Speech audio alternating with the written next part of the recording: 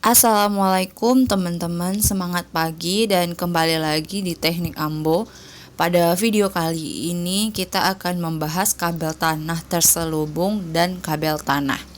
Jangan lupa siapkan kertas dan pulpennya. Terus untuk support channel ini lebih baik ke depannya, klik tombol subscribe dan akan mendapatkan informasi terbaru seputar dunia teknik elektro ya teman-teman. Oke, kita masuk ke materinya. Yang pertama, kabel instalasi terselubung ya.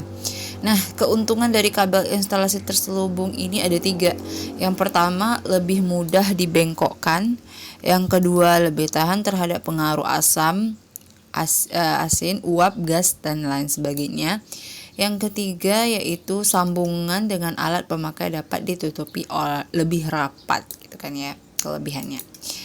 Nah, untuk jumlah uratnya 1 hingga 5. Kalau ada yang lebih dari 1, urat diberi jadi 1, dibelit itu dililit ya teman-teman.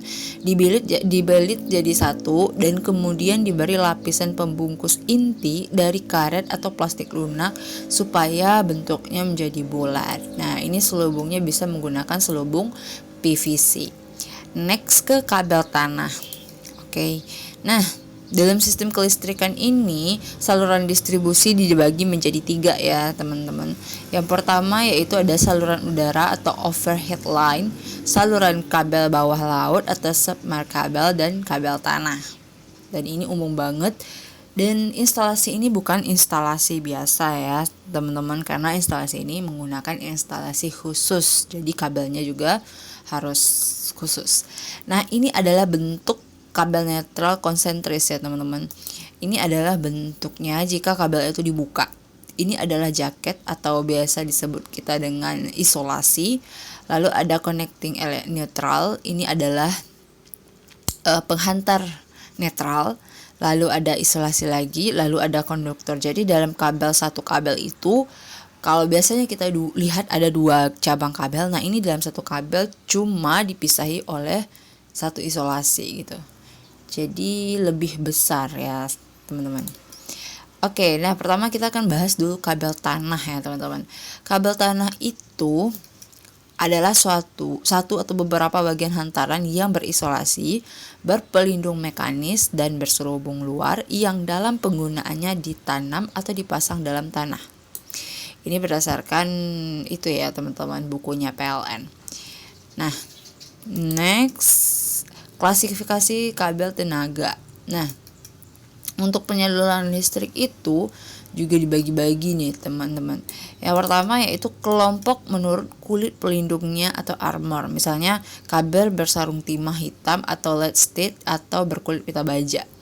Lanjut, yang kedua ada kelompok menurut konstruksi. Nah, misalnya ini ya teman-teman, ada plastik dan karet, ada yang padat, ada yang jenis datar, dan juga minyak loh. Next, ada kabel menurut penggunaan. Misalnya kabel saluran duct, draw-in, taruh, dan banyak macamnya. Ada juga kabel udara atau overhead ya teman-teman. Oke teman-teman, yang ketiga itu ada konstruksi kabel bawah tanah. Nah, sama halnya dengan kabel pada umumnya. Di sini ada lingkaran-lingkaran. Ini adalah bentuk potongan vertikal ya dari kabelnya. Horizontal. Gimana nih? Vertikal ya. Yang pertama ini adalah bagian untuk selubung atau sheet. Yang kedua yang ilitan yang ini adalah isolasi. Dan yang ketiga ini adalah penghantar atau konduktor. Dan yang keempat ini adalah tabir, pemisah antara isolasi dan penghantar ya teman-teman. Oke, lanjut ke bagian utama. Nah, selubung atau sheet ini digunakan untuk melindungi inti kabel ya teman-teman. Nah, jadi selubung itu juga banyak macam. Ini dia. Pertama ada selubung logam, contohnya itu ada timbal dan aluminium. Selubung karet itu sekarat silikon dan polikarbon, dan plastik itu seperti PVC. Lalu untuk isolasi itu juga banyak macam. Ini salah satunya. Ada yang karet, kertas, termoplastik dan termoset. Jadi mereka digunakan itu sesuai dengan kondisi cuaca dan lingkungan yang akan mereka lalui gitu ya teman-teman. Nah, untuk penghantar atau konduktor yang sudah kita bahas di video sebelumnya, teman-teman bisa dicek di video uploadannya Teknik Ambo. Kita udah bahas banyak hal tentang penghantar. Di sana dijelaskan ada yang tembaga, aluminium, tabir atau skrit, semuanya ada dijelaskan di sana. Jadi teman-teman bisa baca. Karena kita bahas kabel ya otomatis kita juga bahas tentang konduktor. Next, bagian pelengkap ya teman-teman. Bagian pelengkap ini adalah bagian yang hanya dipergunakan untuk memperkuat atau memperbaiki sifat-sifat kabel tenaga atau untuk melindungi. Jadi ini adalah pelengkapnya dari kabel. Ada sarung kabel yang ini, terus ada perisai, terus ada bantalan atau belding dan bahan pengisiannya. Next, ini bagian pelengkap, masih banyak banget ya untuk pelengkap kabel ini. Banyak banget bagian-bagiannya, mulai dari bantalan, perisai yang seperti gambar ini ya teman-teman, sarung kabel dan lain sebagainya. Next, bahan pengisi atau filler ya. Jadi untuk pengisiannya itu untuk isolasi kertas dipakai jut atau joni. Jadi ini bisa kita bahas lagi untuk lebih dalam di video yang lain karena ini pembahasannya nggak singkat-singkat banget ya teman-teman.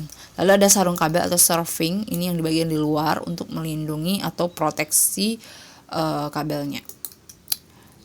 Nah, next, jenis kabel bawah tanah menurut jumlah dan susunan hantarannya ya.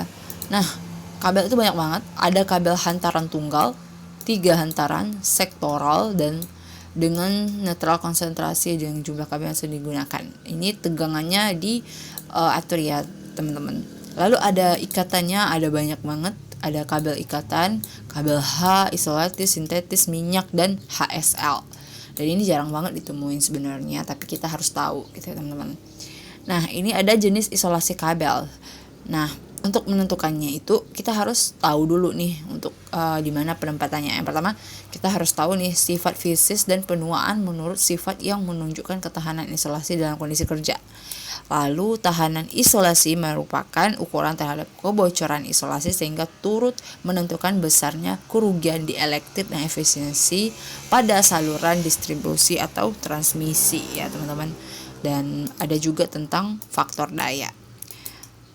Dan next ada beberapa isolasi kabel dan ini umum banget untuk digunakan ya teman-teman. Ada kertas atau diepegansi dalam cairan minyak, ada kertas lain, PVC, polyethylene dan XLPA atau cross linked polyethylene. Nah, ini semua adalah tentang kabel tanah. Jadi untuk teman-teman semua yang ingin tahu lebih paham tentang materi ini, bisa banget cek dulu seputar kabel-kabel tanah ini di PUL 2000 atau juga di buku-buku PLN, atau nanti untuk ringkasnya aku akan bagikan di video ini di description box. Akan aku bagikan link untuk materi ini. Jadi teman-teman bisa belajar dengan materi ini. Jadi kita bisa sama-sama belajar ya teman-teman. Oke teman-teman, demikianlah materi kali ini. Thank you banget untuk semua yang udah nonton. Jangan lupa tinggalkan like jika teman-teman suka dan dislike dengan masukan jika teman-teman gak suka. Kak, penjelasannya kecepatan nih. Kak, aku kurang paham nih. Kak, gambarin dong lebih jelas. Oke, aku akan coba untuk memahami kendala teman-teman, terus mencobanya dan merevisinya untuk video berikutnya. Oke teman-teman, thank you banget supportnya sampai saat ini, dan assalamualaikum warahmatullahi wabarakatuh. Oh iya, jangan lupa like, comment, and subscribe. Bye bye.